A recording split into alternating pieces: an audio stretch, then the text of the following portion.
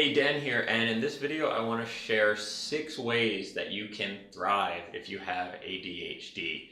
And just off the bat, these are not my inventions. I actually got it from a great book I first found in 2012, I think when I was living in Costa Rica, called Delivered from Distraction, and it's by Edward Hollowell.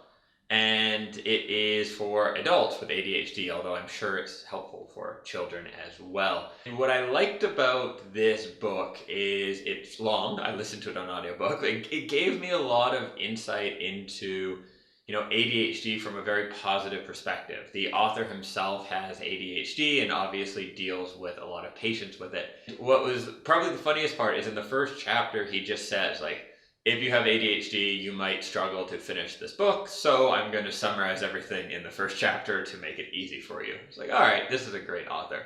And so I found these 6 things are really helpful, and I want to share them with you now. The first part of your life is to have positive human contact.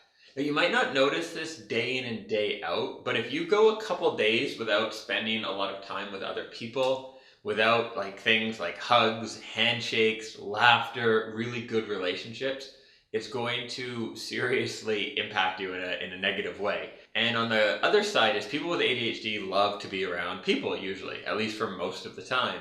And so the more you can build that into your day, this is something when I was in Costa Rica where I had to really proactively do it, because I was new there, I didn't know that many people, so I was really thinking about this. Okay, make plans, go out and see people, go to a co-working space, all this sort of thing. So hugs and handshakes is the first thing to make sure you are doing on a daily basis. Second thing is reduce electronics, especially I would say towards the end or the beginning of your day. Now, he did say in the book that if you are a fan of Dan's YouTube channel, his podcast, or read his emails, that kind of electronic stimulation is fine and actually will cure any disease ever you have. But aside from any of Dan's content, try to minimize electronics as much as possible.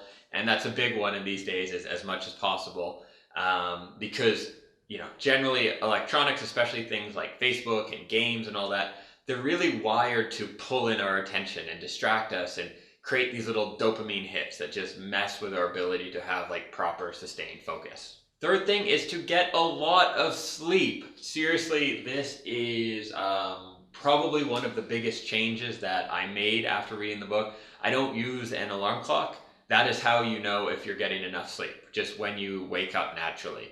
And it makes a big difference. If you do not get enough sleep, it's going to accentuate ADHD traits where you're going to be more easily distracted, have more trouble focusing and all that. Whereas if you get great sleep, you're more likely to be able to focus and function well and all this sort of thing. So highly recommend the great sleep. Also for everyone, getting enough sleep, it's a good thing. It's important. You should do it. So the fourth thing to be doing, I really underestimated this when I first read the book, and it's about diet, what you're eating, and primarily sort of minimal carbs, getting rid of sugar, simple starches, things like potatoes or breads or just sugar. I mean, if you're still drinking pop and juice and stuff, we need to have a talk. Just stop that. I really underestimated though how powerful this was. And I did, even at that time, I usually didn't I wouldn't drink sodas or much juice or anything like that. But recently I've went pretty hardcore on my diet. I'll talk about that in another video, but made some really big changes and my brain has been on fire. My ability to focus, to get things done. Probably watching these videos, you might be thinking is this guy going through mania? He's talking faster recently and he's, blah, blah, blah. I've noticed some really big effects. And one of the really interesting things I read is the Ketogenic Diet, which is high fat, low carbs, and essentially how I'm eating now, has been used to treat epilepsy for 100 years. So think about that. Epilepsy is a condition in the brain. It involves all kinds of, I don't understand it at all, I'm just pretending, but your brain wiring and things misfiring and all that. And if your diet can cure that, that has to, or not cure, but treat it where you don't have the seizures. If it can do that, it's got to be having a pretty interesting effect on your brain. And they've done some very small scale tests on it with things I believe bipolar and one other like disorder, and it makes total sense that it would affect ADD very positively as well. And so do not underestimate diet. By far, I've taken medication for ADHD before. I may do a video on that at some point, but by far the diet, and then the next one I'm going to talk about, exercise, has had a much bigger impact now than medication has in the past. But I ignored it because it's like, yeah, diet and exercise, you hear that from everyone. Don't ignore it. It's pretty legit good advice. The next area that I underestimated as well is exercise. Now, I would always be exercising, but I don't think I was doing it right. Exercise has been shown to massively increase focus. It's arguably releases roughly the same chemicals and has the same effect on your brain as taking like Adderall or Ritalin or something. It's releasing dopamine, serotonin, norepinephrine. It's good for your brain, is what I'm saying. And what I was doing wrong in the past is I'd exercise like lifting weights sometimes, or I do like little bits of cardio, like where I'm like high intensity training, sprinting, walking, sprinting, walking. For the brain, if this is your intent, which is what I'm doing with my exercise routine now, longer cardio, like 20 to 40 minutes, around your 180 minus your age is the ideal heart rate. So where you're not like low intensity basically. So the type of cardio where you can still be talking, where you can breathe through your nose, that's the kind of cardio to be doing in terms of the brain stimulation. Now you should also do like some high intensity stuff, some weights, like there's all positive benefits of these different types of workouts. But the thing for your brain, if you want to use exercise as essentially a medication alternative, is every day or at least 6 days a week, cardio, sort of 20 to 40 minutes. I mean, I'm doing more like 20 because, I don't know, I get so bored on the treadmill. But 20 to 40 minutes, kind of that low intensity level. You should be sweating, but not like panting or that after.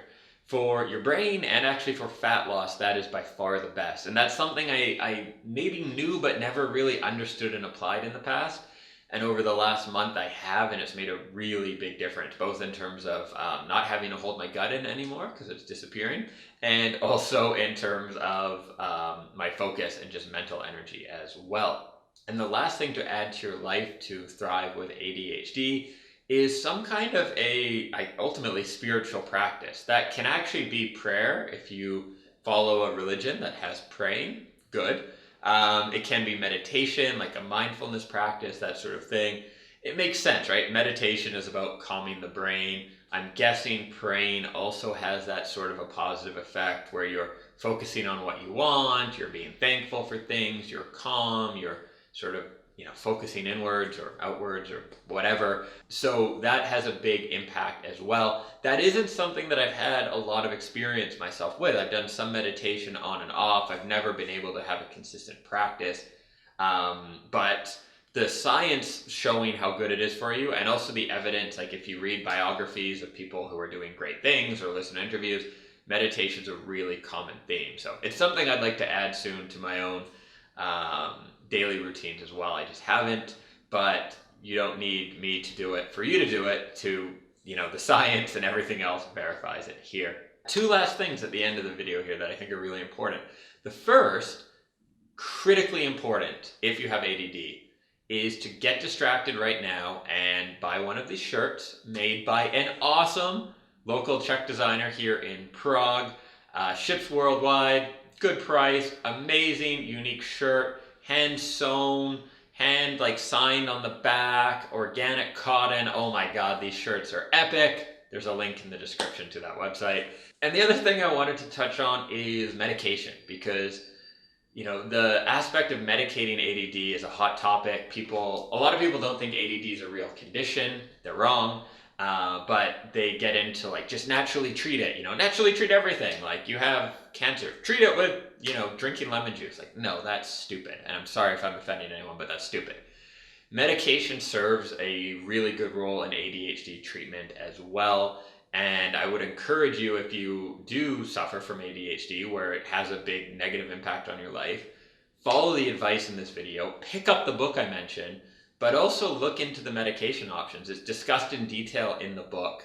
I had a doctor say to me in Vancouver, and we can talk about like big pharma and evil drug companies and all that, sure, but we talk about the risk of medication, and most ADD medications, the risk is very low. Stimulant medication, it's been used for like 60, 70 years.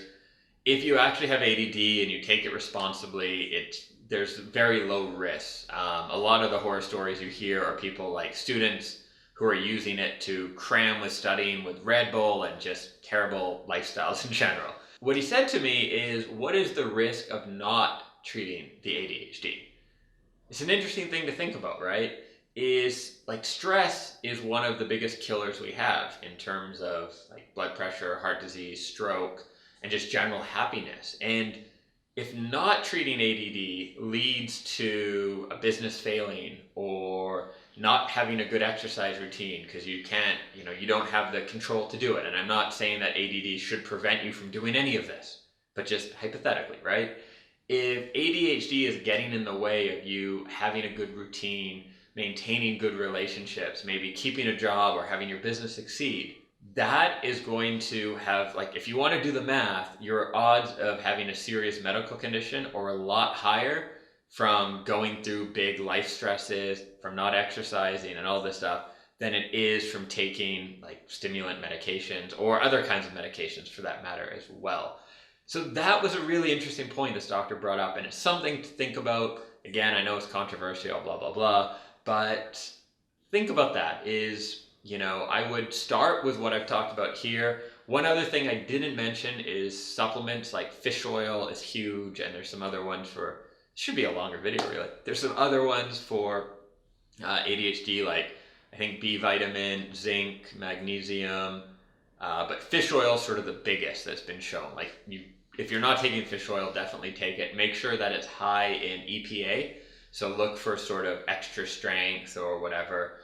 You want to aim for 1,000 milligrams. So 1 gram of EPA a day is ideal. So my point is, start with the fish oil, get into the exercise routine, maybe try meditation before medication. Oh, that sounded good. It should be a shirt. Try these things like spending more time with people, doing all these things. But medication can be a good way to give you the foundation to put these structures in your life.